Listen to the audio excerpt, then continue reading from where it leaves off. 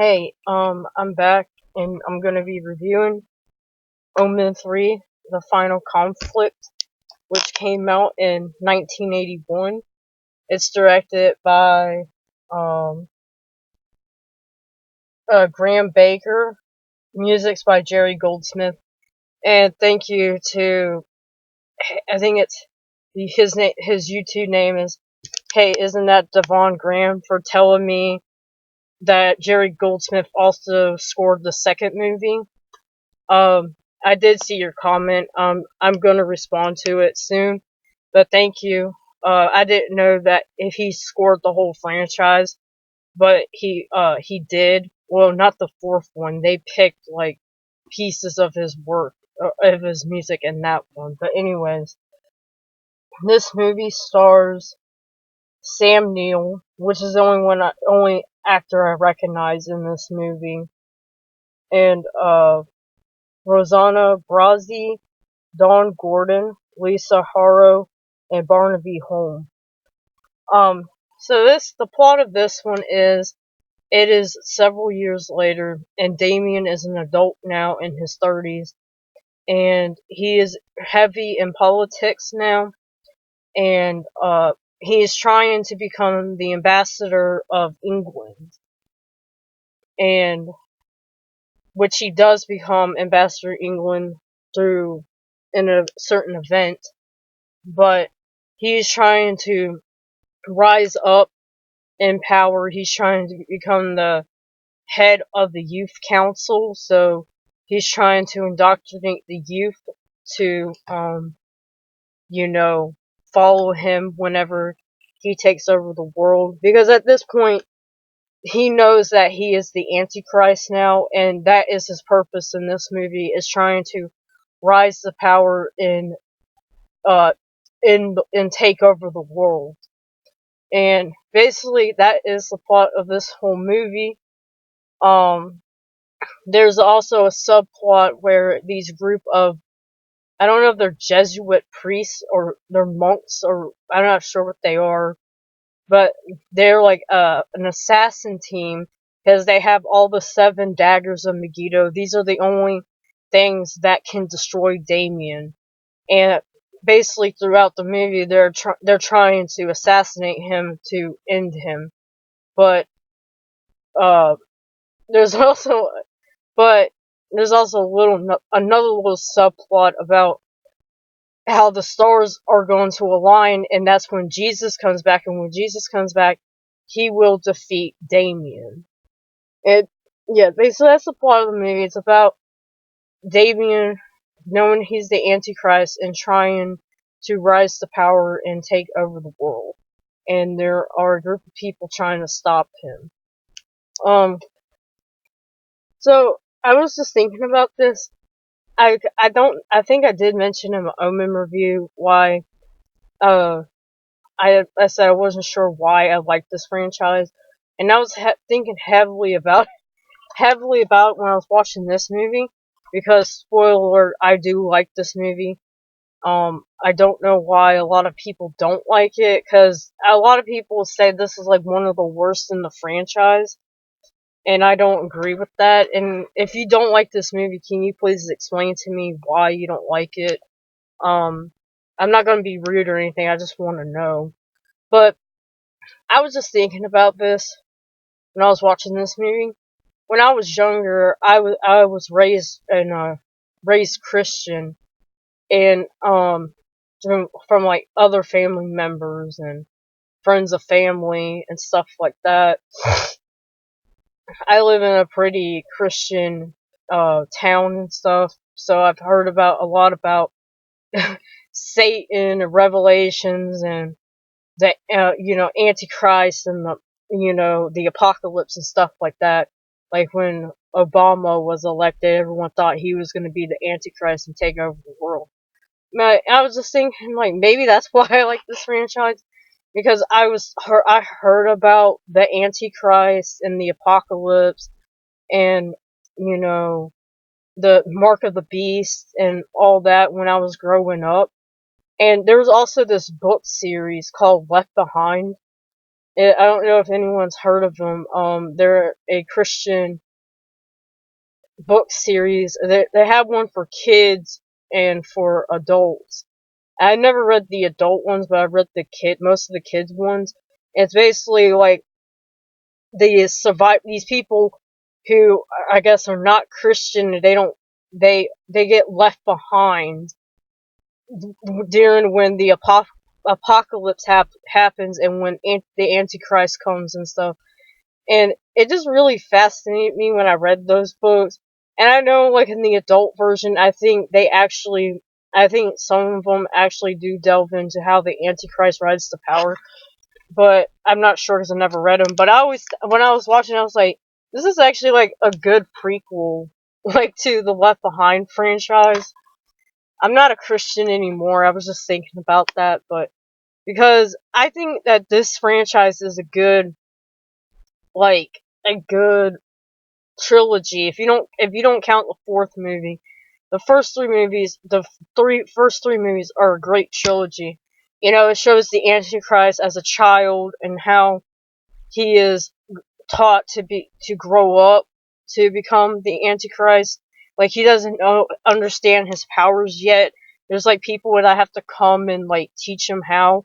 And in the second movie, when he's a teenager, it kind of shows, more of like he understands there's something wrong with him, or he has special abilities and powers, but he's not sure why, and they're kind of guiding him to, you have a purpose, you need to fulfill this purpose when you get older. And then in the third movie, he fully understands what his purpose is, and he is trying his damnedest to fulfill it. And maybe that's why I like it, because, like I said, my Christian background, and that's mainly what I've heard about when I was growing up was, the hell, Antichrist, the apocalypse, Revelations, the mark of the beast. 'Cause I remember they used to tell us about the mark of the beast all the time with, like, if you get it in, they mainly say it's like a chip, like a microchip. If it gets implanted in you, that marks you that you're guaranteed not to get into heaven. But, like, if it's the end of the world, that's the only way you can buy goods and services and stuff. But yeah. Now, this is kind of like a mini review of the Damien TV show, which I'm not going to review that because it's only one season, but I don't feel like rewatching it again. So the Damien TV show came out in like 2016 on A&E, and it was, I don't know if it was supposed to be like a remake of this movie, or if it's like another version of it, like, Halloween 2018, like, that's supposed to be the real sequel to the original Halloween. But because I haven't watched the show in a while, and then I haven't watched this movie in a while either. And then I started recognizing things like, that they have in the show. They have that group of monks or Jesuits or whatever going after Damien, trying to kill him and stuff. And I was like, wait, so is this, I was like, when I was watching this movie, I was like, so is the Damien TV show supposed to be like a remake of this, or it's supposed to be like another version of those events? Because I don't remember if they ever mentioned the second movie. I know they mentioned the first movie in the TV show, but in the TV show, it's different because Damien is not into politics at all. Like, I believe, like, I'm going to say after the events of the first movie, he was put into foster care and another family took care of him. And he's a photographer now. And he doesn't know that he is the Antichrist until he is 30 years old. So he's an adult by the time he finds out he's the Antichrist, but he doesn't want to accept it, and he doesn't know how to handle it, and so in the TV show, that's what he's dealing with. But in this movie, he already knows that he is, and he's fine with it. I don't know. If anyone else watched the Damien TV show and know more about it, can you explain to me if that was supposed to be like remake or like a reinterpretation of what was supposed to be. Like if that was supposed to be like the official sequel to the original Omen, I don't know. But anyways, I like this movie, like I said. I don't know why people don't like it. I've heard some people say it's one of the worst in the franchise, which, I'm sorry, Omen 4 is the worst one in my opinion. Which I'll get to it. But yeah, like I said, I think it's a good story. Like, all three movies tell a good story about the Antichrist's rise to power. You know, you got the beginning as a child, the middle when he's a teenager, and the end when he's an adult. And I I think it's a good film. I mean, yeah, it's not as great as the first two movies. Like, there's some silly things in it, like some of the deaths are like, because they have to, for some reason, every movie they up the death scenes and they're just goofy and gory and shit. Like, there's one where this assassin's trying to kill Damien while he's doing a TV interview, and he falls and he catches himself on like this rope, and then he catches himself. I forgot how he catches himself on fire somehow, and so he's just swinging there back and forth. The assassin is screaming and shit, and just on fire. And then like the people finally put him out, and he's like has like green goo just dripping off of him and stuff. And I'm just like, it was kind of comical when you watch the scene. And then there's just there's some goofy elements to it. Like, also there's a scene near the end, which I forgot to mention this little subplot too. But, in the movie, because Damien's not rising to power quick enough, and I guess Jesus is reborn by now because the stars align. He calls him the Nazarene in the movie, but I believe it's supposed to be Jesus.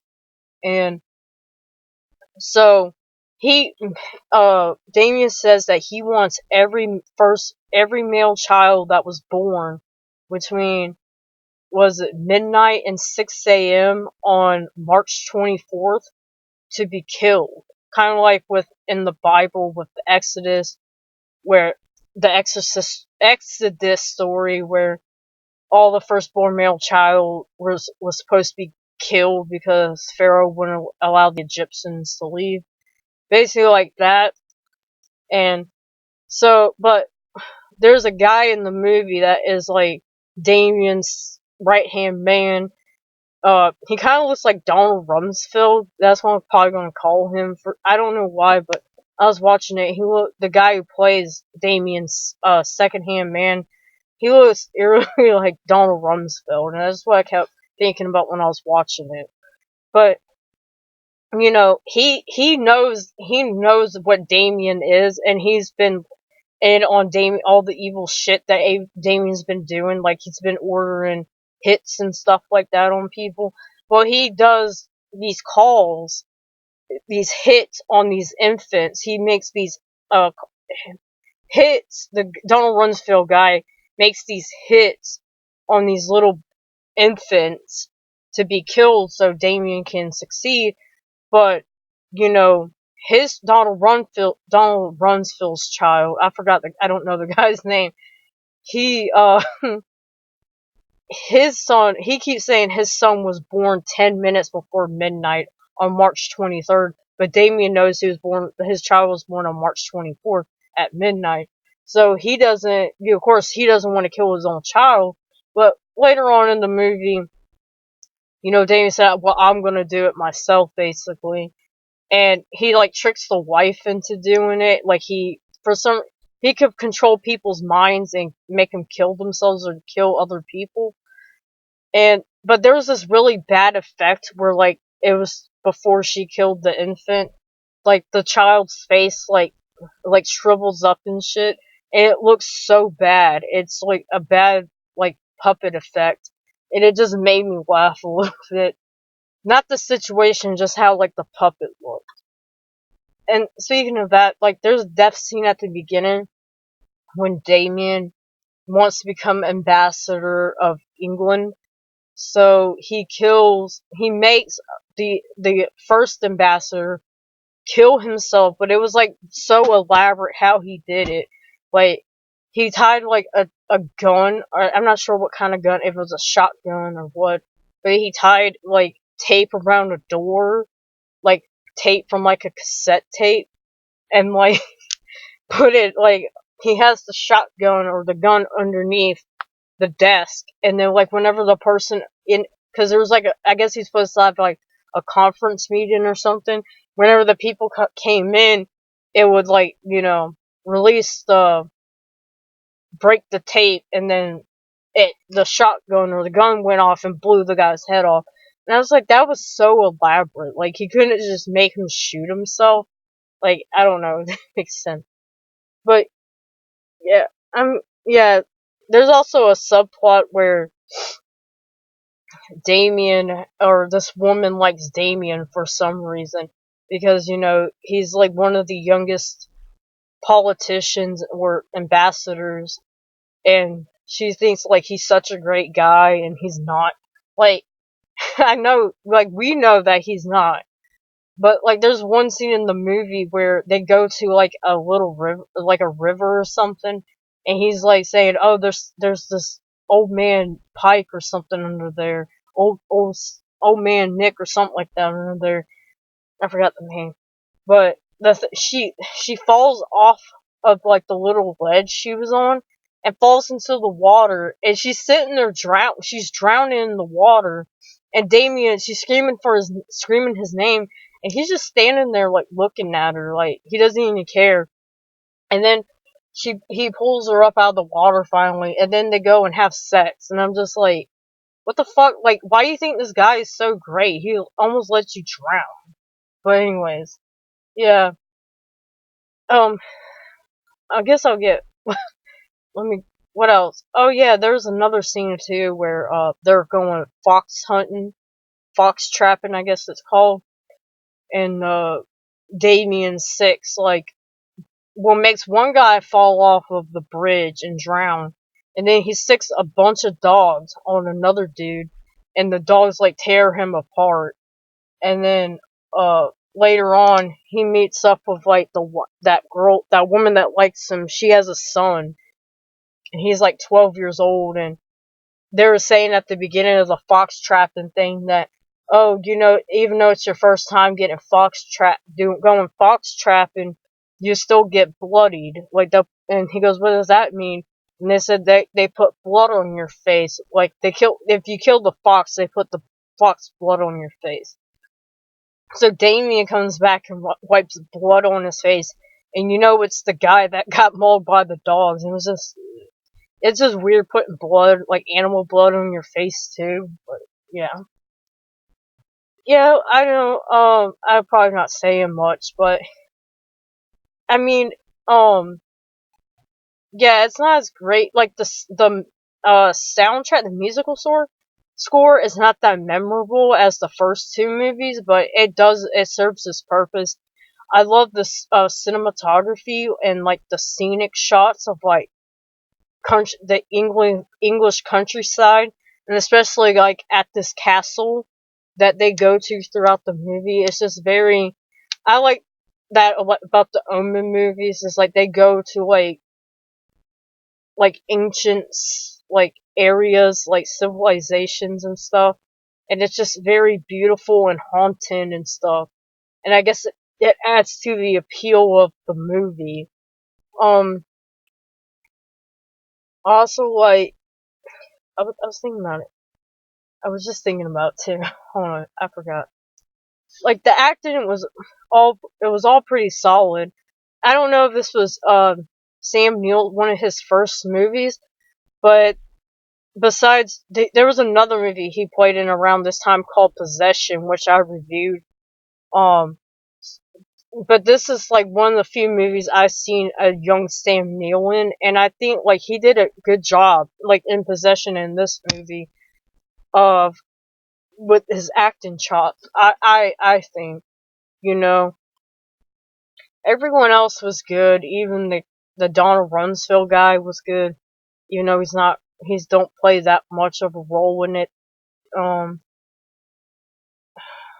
God, I forgot what I was gonna say. But yeah, I mean, yeah, I'm not gonna say it's like, oh yeah, there's this really creepy monologue scene that Damien does in a room, in like this dark, dimly lit room with like this Jesus statue that looks so freaking creepy. I'm going to use it as the thumbnail for the video, but the whole monologue was really good, but like it was just so creepy because I have a thing with like religious imagery and shit, and like that scene just kind of just like creeped me out a little bit with like when he's rubbing up on the Jesus statue and stuff. I'm just like, oh my god. Yeah, I really don't know what else more to say about it. Like the final battle was kind of lame a little bit because Jesus comes down and like strikes Damien down and that's it. And then they just show like Bible passages about like, oh, rejoice, the Antichrist was destroyed, this and that. Yeah, it was kind of a lackluster ending, but I think that it was a good it was I guess the perfect ending for this trilogy.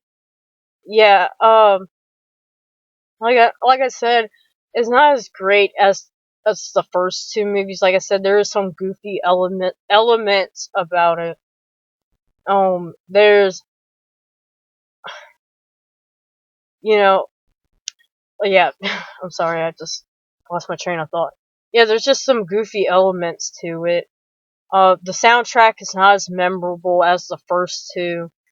Um, there's not really that many iconic scenes like in the first two movies, but I still think it's a good ending to this franchise, and I would recommend it.